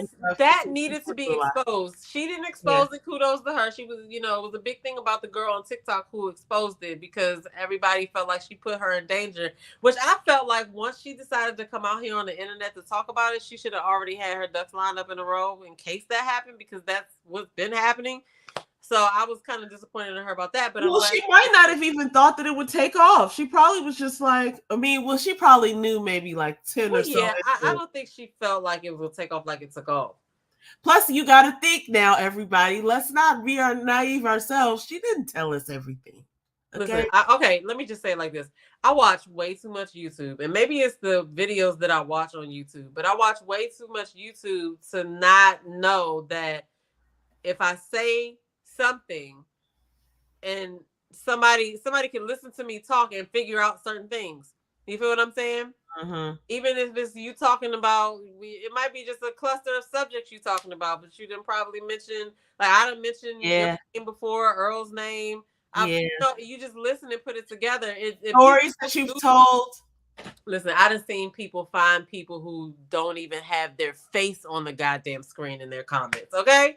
On the internet. So I just feel like she should have thought about that before. Anytime you're going to talk about something, you never know where the video is going to go. You never know where it's going to land and who's going to see it. So you have to be mindful of it, because the thing is, for her, he could try to retaliate to her or whatever, but in a different situation, when somebody's address or name or identity is revealed or whatever on the internet, it's usually not the people who are talking about them that's the threat. It's the people in the comments. The people who never say nothing, that might be just as psychopathic as he is and just all about to go find, whatever. I don't know. But, the internet is wild. That's all I'll say. All right. Also, there's this element. She should have thought about it. There's this element of, you're putting your stuff out there and you never know who's going to be able to, find you because of that.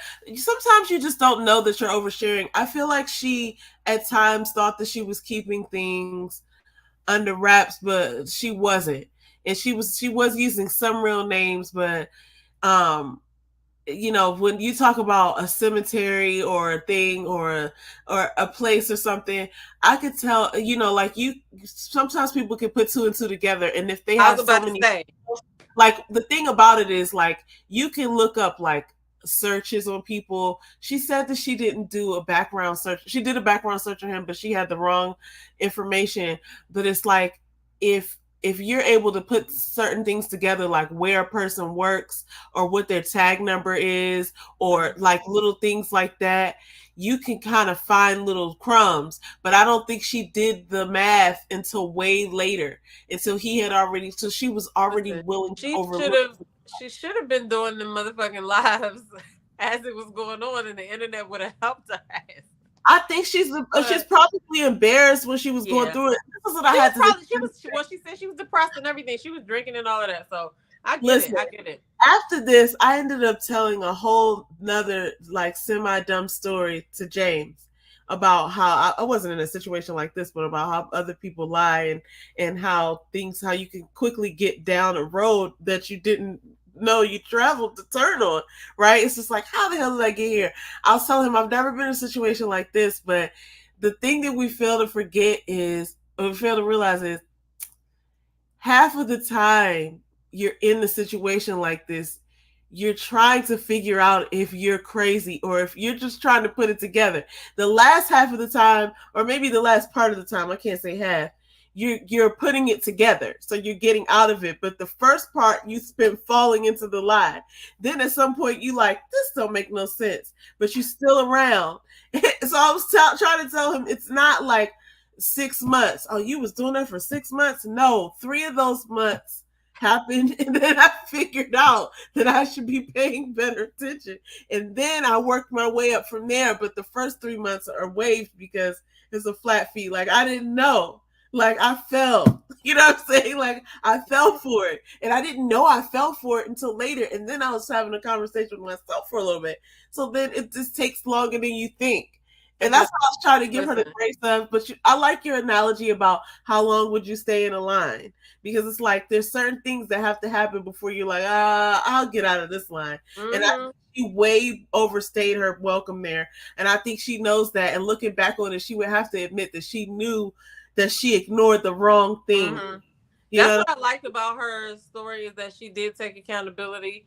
But it's like, you know, when somebody is lying, if I got to come to you with the lie or the proof of the lie in my head and tell you or ask you the questions so that I can tell you, I already know, so why did you lie? And then to look at you and expect you not to lie again, like, I don't got time for that. Once I find that it's a lie, then I can't really believe what you're going to say. So I'm not even going to, you know, a lot of times I won't even waste my time to go back and be like, hey, you know, once I found the proof of a lie, right? I'm not going to give you a chance to lie to me again. I'm not going to. Well, you know that now, but I think that she maybe hadn't experienced it, or she was willing to overlook it. She didn't understand that lying is a bigger symptom than you think it is. She was like, okay, I'll go along with it. It's like the women who sometimes are like, okay, I know he's lying, but I can't put my finger on why.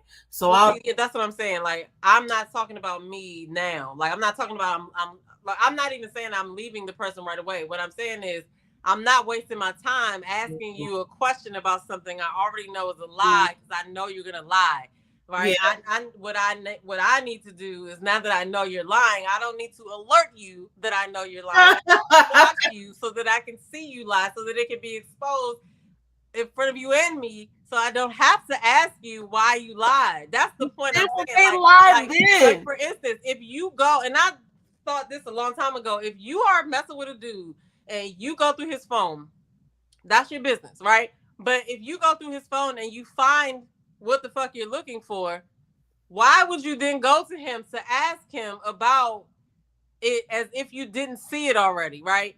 Then when you go back to say, well, you got these pictures in here, this baby done deleted it because you done wasted your time confronting with a lie. Now he know you on to him. Like, what are you doing? Like, that's all I'm saying. Like, those kind of like moves right there, you need to pick another strategy. That's all I'm saying. Like, she shouldn't have, you know, anyway.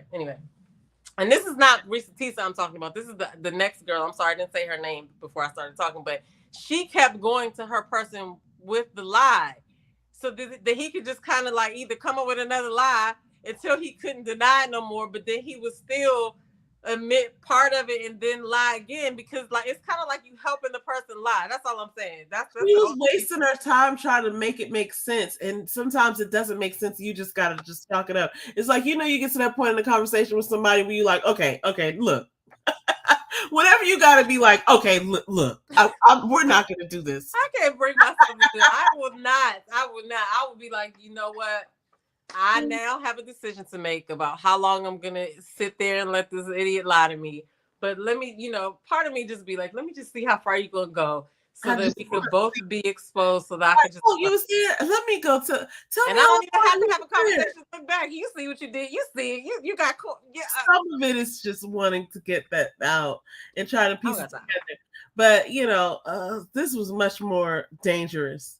It was risky as hell for both of them. Like, you don't be moving with both of them. Anyway, Look, we can talk about this for hours, obviously, but thank y'all so much. Oh wait, there's one more comment. Okay, Blondie said there are women like him too. I know. And then people who know her may have told others who they are. It only takes one person. It does. We all need to band together. I used to think there was a website where you can go and put people and be like, beware this person. You can. They do have that damngirl.com site or whatever it is. And they got Facebook groups about that too. I think that's interesting. And I do remember dating this one guy who I had a mutual friend with, and I reached out and the girl was like, oh yeah, he's a nice guy. But I don't know who she was thinking about, because he was not a person that, whatever. But it's nice to have social media to be able to reach out to people or to be able to see connections that they have and be able to kind of piece stuff together. But yeah, I have a feeling we're going to be talking about this again at some point, because it's some things that we didn't even talk about that I feel like are going to get talked about again, like the fact that he was calling prostitutes. So that was wild. But anyway, we will revisit that, because she is, like I said, she's going to, she got the gift of the ticket to Paris and the money to go stay there for 4 or 5 days or however long. She's gonna go in the fall, and she is gonna vlog it. So I'm pretty sure, I don't know. I feel like people like that, they have something else is gonna happen. Something's gonna happen, y'all. The internet not bad though. I'm not wishing them bad on, but I'm saying like she seems like a person that interesting things happen to. So look, and she's a great storyteller, and that's why I think the people who can tell the best stories are about to win in this part. And it's so funny that this year started out with Cat Williams and all these things, and people are just telling their stories this year, and I'm here for it. So I'm so glad that people feel comfortable doing that, and we'll be back next week with whatever crazy happens between now and then. Absolutely, because I'm pretty sure we got some other stuff on our list or whatever. I just want to thank y'all for chilling with us tonight. Shout out to On the Spot Live. Make sure y'all go and subscribe to her. Shout out to Blondie Monique. Mocha Mima is not in here. I want to send some positive vibes out to her. I haven't seen her live in a minute, so I don't know. I got to check or whatever. But shout out to everybody. Gwendolyn that was in here tonight. We will be back next week on Thursday for Thursday Night Live. And I do really have to do a video I've been slacking on Ready to Love because other stuff has been coming up, but I am still watching it. So I'll probably, what's today, Thursday? I might as well just wait till tomorrow to do my catch-up review on that. I've been watching Love is Blind as well. I'm going to do a video about some of the couples instead of doing the episodes, because I only have a certain few couples to talk about.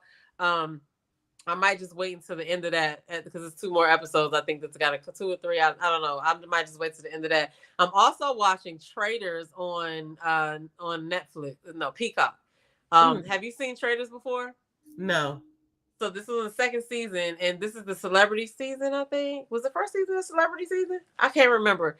But it's basically like, what's the guy's name? Oh, you know him. He wears kilts. He wears, oh gosh, what is his name? He can dress. He's like a fashion. Oh gosh. Oh yeah, I know who you're talking about. Billy. I gotta look it up. But Traitors. Billy Porter. No, it's this older white guy that is like, he got this little thing. He got gray hair. He looks really like, he reminds me of oh shit, I can't even look up Traitors, because as soon as you see him, then now there are Traitors, like the Traitor UK, whatever. This is the regular Traitor show. But it was good. And his name is Alan Cumming. Yeah, I know who he is. Sheree is on this one. Phaedra's on this one. A couple of other people from it's the celebrity episode, so it's people from like different shows or whatever on there, like some people from Big Brother Challenge and stuff like that. So it's pretty good. I've been watching that. And I am going to check out Churchy, Kev on Stage. Yeah, for sure. But anyway, guys, that's it. I just wanted y'all to know what I'm looking at. I'm probably going to do some other videos. I'm just looking at it. I was just scrolling and looking at it. Subscribe. Thank you so much, y'all. We really appreciate y'all coming in here. Yes, thank y'all. And you can binge watch the 1st season so you can get a feeling of how it goes. And oh, that right there. You can get the 1st season of just of how the 1st season goes, because this season is still going. I think they're on like episode 7 or something like that. So we don't really know how it's gonna end or whatever. But the 1st season will get you you get the gist of the game. But anyway, I always give you shows to watch. Yeah, I am watching Ready to Love, but I haven't started watching Love is Blind. My coworker Bestie is on me about that. She's like, yes, I need to be able to talk to you about this. Because it's a live. Like, all right. She's at the thing today. She was talking to somebody about it, and I wish I was there so I could have participated with her. Gosh, I know she's really into it, and I'm like, okay, I'll watch it. She's because it's very crazy. So yes, you need to do it. It's 6 seasons of that, but this current season is really good now, so it's a mess. Plus Kojo talks about that too. So, and I think a bunch of other people talk about it, but you know how he be breaking the what's the name, whatever. He be breaking stuff down. I love it. I haven't been over there in a minute, but I need to go. I need to go over there and look at what he's got up there. But anyway, all right, y'all. Till next time. Yes, shout out to y'all. Thanks On The Spot Live. Peace.